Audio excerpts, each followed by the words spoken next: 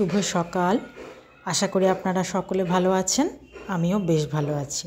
আজ হলো রবিবার, তো সকালবেলা যেহেতু কর্তামশাই রবিবারে মাঠে যায় না, তো ভাবলাম যে ঘুম থেকে উঠে পড়েছি, কর্তামশাই দোকান যাওয়ার আগে কর্তামশাইকে বললাম চলো আজ আমরা দুজনে একসঙ্গে বাজার চলে যাই।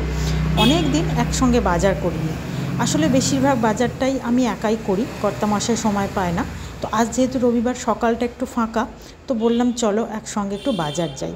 আসলে কর্তামশাইয়ের সঙ্গে থাকলে আমি এই বাজারটা যাই, মানে গঙ্গার ধারে যেটা পাইকারি বাজার সেইখানে। আর এখানে আগেই একদিন বলেছি বাজারে যে এই বাজারে অন্য বাজারের তুলনায় একটু দামটা কম পড়ে। তবে দাম কম হলে হবে কি, এত ভিড় হয় সকালবেলায়, মানে পা ফেলার জায়গা থাকে না। আর দেখুন বাজারের অবস্থা, যেমন ভিড় তেমন কাদা, মানে এসে ভাবলাম যে কেন এলাম, ভুলই হয়ে গেল আসাটা। যাই হোক, এসে যখন পড়েছি বাজারটা করে নিয়েই ফিরতে হবে, তো এক এক করে আলু, পেঁয়াজ, টমেটো নিয়ে নিলাম। তারপর ওই পাশের দাদাটার কাছ থেকে নিয়ে নিলাম মূলো। আসলে এই বাজারের একটা ব্যাপার কি বলুন তো, এখানটায় বাজার করলে না একটু পরিমাণে জিনিসটা বেশি বেশি বাজার করতে হয়, মানে 1 কিলো করে নিলে সুবিধে। ওনারা পাইকারি বিক্রি করেন যেহেতু, অল্প নিলে মানে যারা কম বাজার করে, যাদের ফ্যামিলিতে লোক কম, তাদের জন্য কিন্তু একটু অসুবিধে, কারণ এখানে 250-300 জিনিস সেভাবে দিতে চায় না। তারপরে চলে গেলাম বেগুন। এই শীতের সময় বেগুনের যে এত দাম, বিশ্বাস করুন ভাবাই মুশকিল। মানে মানুষ যে ভাববে একটু বেগুন পোড়া বা বেগুন দিয়ে কিছু খাবে, তো এত দাম। তারপরে কিছুটা নিয়ে নিলাম শিম।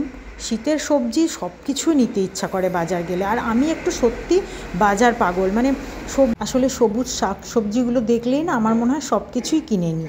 কিন্তু কি মুশকিল বলুন তো, নিয়ে গিয়ে তো বাড়িতে অযথা নষ্ট করে লাভ নেই, তাই না?